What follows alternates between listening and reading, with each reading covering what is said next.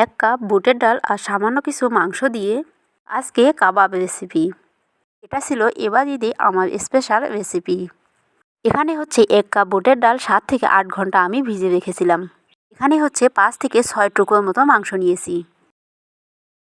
এখানে হচ্ছে দিয়ে দিলাম হাফ চা চামচ হলুদ গুঁড়া, 1 চা চামচ করে দিয়ে দিলাম মরিচ গুঁড়া আর ধনিয়া গুঁড়া, আর এখানে দিয়ে দিলাম 1 চা চামচ গরম মশলার গুঁড়া। 1 টেবিল চামচ দিয়ে দিচ্ছি আদা বাটা, 3টার মতো করে দিয়ে দিচ্ছি পেঁয়াজ কুচি, 1 টেবিল চামচ রান্নার তেল আর দিয়ে দিচ্ছি স্বাদ মতো লবণ। এখন মেজারমেন্ট কাপ দিয়ে মেপে পানি দিয়ে দিচ্ছি। আমি এখানে 2 কাপ পানি দিয়েছি। এটা যখন ফুটতে শুরু করবে ওই পর্যায়ে চুলার আঁচ একদমই কমিয়ে দিতে হবে। কম আঁচে সিদ্ধ করে নিলে 2 কাপ পানিতেই হয়ে যাবে। যখন এইভাবে ফুটতে শুরু করেছে সব কিছু নেড়ে চেড়ে মিশিয়ে নিচ্ছি। এখন ঢাকনা দিয়ে দিব প্রায় 1 ঘন্টার মতো। 1 ঘন্টা সময় লাগবে এটা সিদ্ধ হতে। 1 ঘন্টা পর দেখবেন ডালটা খুব ভালোভাবে সিদ্ধ হয়েছে। কিছুটা পানি পানি রয়ে গেছে, ওই পর্যায়ে হচ্ছে চুলার আঁচটা বাড়িয়ে দিয়ে পানিটা টেনে নিচ্ছি। এখন সাথে দিয়ে দিচ্ছি কয়েকটার মতো কাঁচামরিচ। খুব ভালো করে ব্লান্ডারে দিয়ে ব্লান্ড করে নিয়েছি।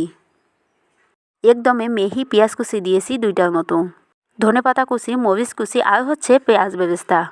1 টেবিল চামচ দিয়ে দিচ্ছি চাট মশলা, দিয়ে দিচ্ছি একটা ডিম। এগুলোর সাথে ভালো করে মিশিয়ে নিচ্ছি প্রথমেই।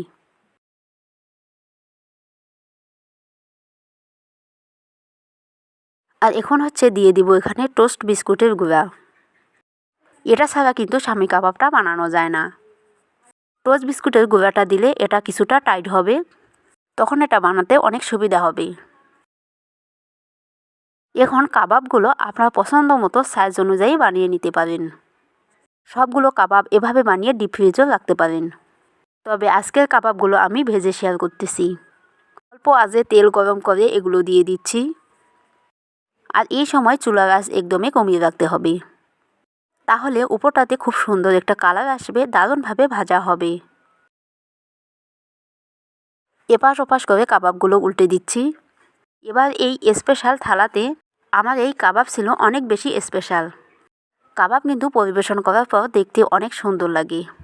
চাইলে রেগুলার যে কোনো অনুষ্ঠানে ঝটপট কাবাব বানাতে পারেন। আবার যেহেতু বানিয়ে এটা সংরক্ষণ করা যায়, তার জন্য এই স্বামী কাবাবটা আমার কাছে অনেক ভালো লাগে। এখন কাবাবগুলো তেল ঝরিয়ে উঠিয়ে নিচ্ছি। খুব সুন্দর একটা কালার এসেছে।